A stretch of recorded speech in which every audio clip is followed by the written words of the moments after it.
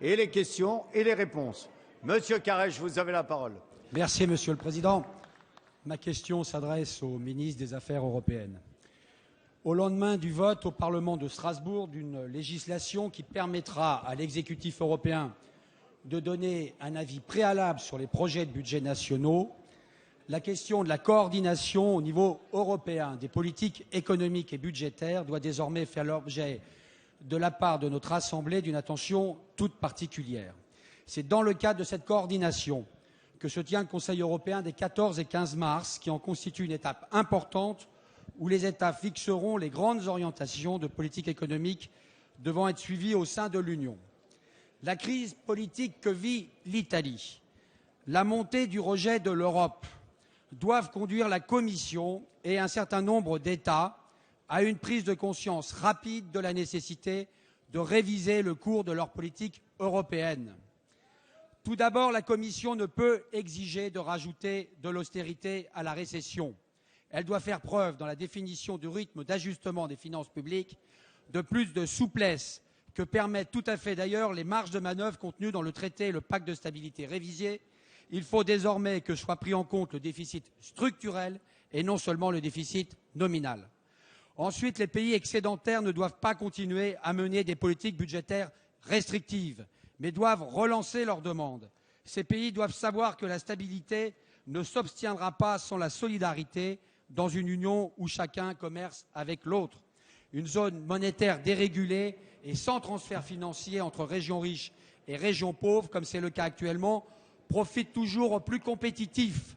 On ne peut pas accepter de ses principaux bénéficiaires de l'euro une attitude d'égoïsme non conforme non seulement aux profits qu'ils en ont retirés, mais également aux responsabilités qui leur incombent en tant que telles. Monsieur le ministre, comment comptez-vous promouvoir au niveau européen une nouvelle approche plus équilibrée, à la fois entre réduction des déficits et relance des investissements, ainsi qu'entre soutien... La parole est à Monsieur le ministre délégué chargé des Affaires européennes, Bernard Cazeneuve. Monsieur le député, vous m'interrogez sur la nécessité de procéder à la réorientation des politiques de l'Union européenne dans le sens de la croissance. Vous savez que c'est là l'orientation du président de la République qui, depuis 9 mois, Conseil européen après Conseil européen, s'emploie à faire en sorte que l'Union européenne prenne des décisions qui témoignent de cette volonté de réorientation. Comme vous l'avez souligné dans votre question, le Conseil européen de jeudi et vendredi sera l'occasion de débattre des grands enjeux de politique économique et de matérialiser autour d'un certain nombre de points cette réorientation des politiques de l'Union.